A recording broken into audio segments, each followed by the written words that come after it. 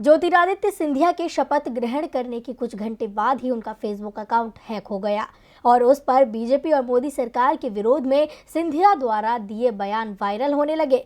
इस मामले में ग्वालियर साइबर क्राइम में एफआईआर दर्ज की गई है, लेकिन दूसरी ओर जमकर राजनीति भी हो रही है।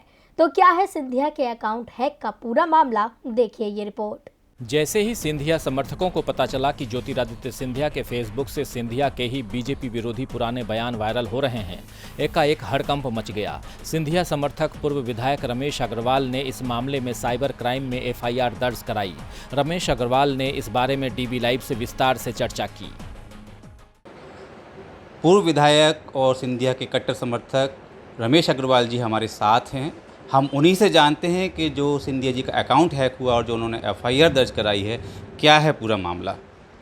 देखिए, परसों मतलब 8 तारीख की रात को 7 तारीख की रात को 12:24 पर या हम कहें 9 तारीख को सुबह के टाइम में श्रीमती ज्योतिरादित्य सिंधिया जी की एक जो फेसबुक का अकाउंट है वो हैक हुआ। जब वो मालूम पड़ा कि उनका अकाउंट हैक हो गया तो 4-5 मिनट चलने के बाद वो बंद हो गया। जब ये संज्ञान में आया, जो हमारे कृष्ण राठौर हैं उनके उसमें जो उनका आईटी सेक्शन देखते हैं, उन्होंने जब मेरे को बताया तो मैंने सोचा क्यों ना इस मामले में एक एफआईआर कराई जाए कि जो अकाउंट हैक हुआ है वो गलत है और इसकी विस्तृत जांच होनी चाहिए और जो भी इसमें कल्प्रिट हैं, जो भी इसमें दोषी हैं, उनके खिलाफ़ कार्रवाई होनी चाहिए। और इस तरह की जो गतिविधियाँ हैं नेताओं के खिलाफ़ या जो सम्मानित व्यक्ति हैं, जैसे श्रीमती ज्योतिरादित्य सिंधिया जी हैं, एक पद पर पहुंच गए हैं और पद पर पहुंचने के कारण किसने ये नेगेटिव बातें करी हैं, उनके खिलाफ़ कार्रवाई होकर उनको सज़ा मिलनी चाहिए। इस तरह की मैंने एफआईआर कराई है। धारा 66 में उन्होंने केस रजिस्टर किया है। मैं स्वयं एसपी ऑफिस में उपस्थित रहा और एसपी साहब के सामने क्राइम ब्रांच के माध्यम से हमने एफआईआर कराई है। अभी इस एफआईआर को लेकर ये भी चर्चा चल रही है कि जो जुडिशरी था, कृष्णा राठौर का क्षेत्र था, तो फिर यहाँ एफआईआर कैसे हुई, उन्होंने वहाँ क्यों नहीं कराई, इस बारे में कुछ कहना चाहेंगे। क्योंकि सिंधिया जी यहाँ के निवासी जयविलास पैलेस में निवास करते हैं, इसलिए एफआईआर यहाँ लोकल लेवल पर कराई है। अच्छा, जो वीडियो वायरल की हैं वो कुछ घुमा फिरा के दिए गए हैं या सिंधिया अब वो जो पूरा जो वीडियो है, पेन ड्राइव जो है वो हमने पेन ड्राइव में लिया और पूरी की पूरी पुलिस ने जब्त कर ली उनके पास। जब इस मामले का कानूनी पहलू जानने के लिए डीबी लाइव ने पूर्व अतिरिक्त अधिवक्ता विनोद शर्मा से बात की तो उन्होंने एफआईआर में कई कानूनी कमियां बताई। उन्होंने रमेश अग्रवाल द्वारा एफआईआर कराने को तो गलत बताया ही, साथ ही एफआईआर में श्रीमंत शब्द के प्रयोग को भी संविधान के विरुद्ध बताया। देखिए, मैंने एफआईआर देखी है, उसमें एक तो जो कृष्णा राठौर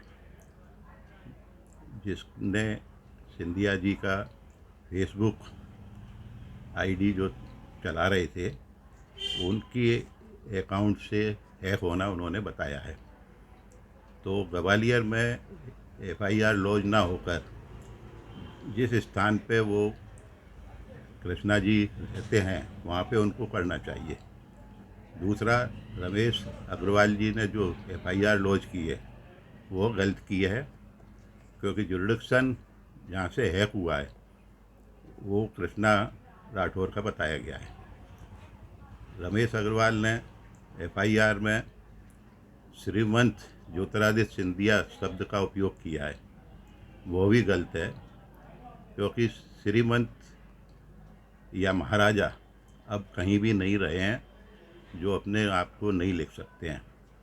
इसमें पुलिस अधिकारी की भी बहुत बड़ी त्रुटि है कि उन्होंने एफआईआर में श्रीमंत शब्द का उपयोग अंकित किया है। तो 2 पॉइंट इसमें जुडिशली जो है, एक तो जुरिडिक्शन का है, वो ग्वालियर में एफआईआर लॉन्च नहीं हो सकती है। कृष्णा को अपने राठौर को अपने जहां उनका निवास है वहां करना चाहिए एफआईआर लॉन्च।